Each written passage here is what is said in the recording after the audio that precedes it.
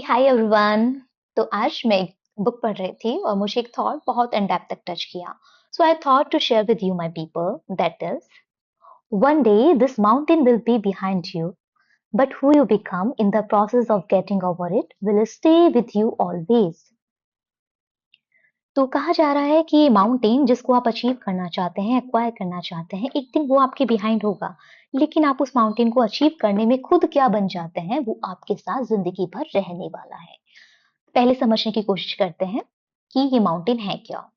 Mountain could be anything, it could be your exam, it could be any trauma, whether be it disaster, accident or sexual violence. It could be any relationship issue, it could be your job and it could be your life threatening disease. तो सबसे पहले exam को देख लेते हैं। जैसे कि कभी कभी क्या होता है, हम किसी एग्जाम के लिए तैयारी कर रहे होते हैं, beat IIT, beat NEET, beat UPSC and CA and other examination. तो क्या होता है, कभी कभी एक एग्जाम नहीं निकलता है तो हम सोचते हैं कि भाई मैंने उस एग्जाम के लिए बहुत शिद्दत से तैयारी करी है और अगर मेरा ये एग्जाम नहीं निकला तो मेरी कोई वर्थ नहीं है और मैं उसके बाद ये एग्जाम मेरे को डिटरमाइन करने वाला है। No, that exam is not going to determine you. आपने उस जर्नी में क्या सीखा वो आपको डिटरमाइन करेगी। आप हर दिन जब आपका मन नहीं कर रहा था, कोई आपको तकलीफ थी, घर में कुछ ऐसा था कि गेस्ट आ गए हैं, तब भी आप हर दिन आउटपुट दे रहे थे, तब भी आप हर दिन मेहनत कर रहे थे, that is going to define you. आपने उस जर्नी में क्या सीखा? आप हर दिन डिसिप्लिन थे, irrespective of what is happening in the outer world. Got it? Second thing, तो कोई ट्रॉमा लाइक हम कभी कभी फेस करते हैं, कोई डिजास्टर हो जाता है, कोई एक्सीडेंट हो जाता है, sexual violence.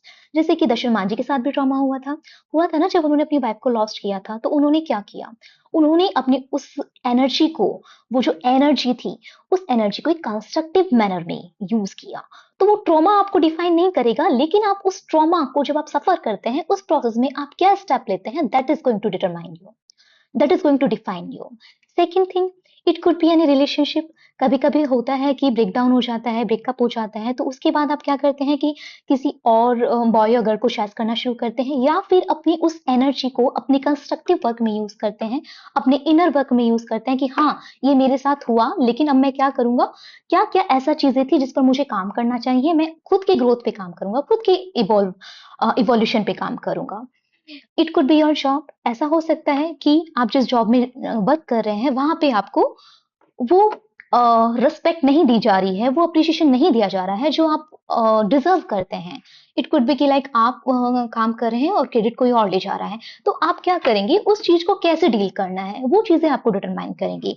And it could be your life, it could be any life threatening disease such as cancer और एनी ऑटो इम्यून डिसऑर्डर। तो जिंदगी तो आपको नहीं पता कि कब किसका लास्ट डे हो, किसी को भी नहीं पता है। तो मुझे लगता है कि अगर कैंसर है, लास्ट स्टेज पर है, या फिर अगर इनिशियल स्टेज है तो we can take the step. अगर लास्ट स्टेज पे है तो हमारे पास एक लिमिटेड टाइम होगा, लेकिन हम उसको स्ट्रेस में जाने देते हैं, या कि हमारे पास बहुत कम टाइम है, या फिर हम उसे ये सोचते हैं कि जितना भी टाइम है मैं हर एक दिन को खुशी के साथ जीऊंगा, कोशिश करूंगा जीने की। मेरे हर एक दिन को जो मैंने आज तक सीखा है मैं उसको पास ऑन करने की कोशिश करूंगा, कि अगर कोई मेरी नॉलेज से किसी को फायदा होता है तो it could be beneficial for me too, कि मैंने जिंदगी में कुछ आया तो कुछ देकर गया। तो हमें क्या करना है कि हमारा कोई भी एग्जाम ये क्लियर हो या क्लियर नहीं हो, ये हमें डिटरमाइन नहीं करेगा। कोई भी ट्रॉमा हमने क्या फेस किया ये हमें डिटरमाइन नहीं करेगा। कोई भी रिलेशनशिप, कोई ब्रेकअप हमें डिटरमाइन नहीं करेगा। ये नहीं कहेगा कि we are not worth it, we are worth it. हम काम करेंगे खुद पे, खुद को, खुद की एनर्जी को अच्छे से यूटिलाइज करेंगे। And it can be any job and it could be any life threatening disease. These all things not define you, but what define you, your perspective, your approach towards the life, that is going to define you. So hope you use your energy in a constructive way, and in the end it is not the mountain that you master but yourself. ये वो mountain नहीं होगा जिसको आप master करेंगे, in the end ये आप होंगे कि आप उस जर्नी में कैसे बनते हैं।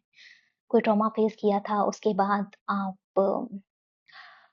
बहुत ज़्यादा कोल्ड हो गए हैं, या फिर आपके अंदर एम्पैथी और इंक्रीज़ हो चुकी है।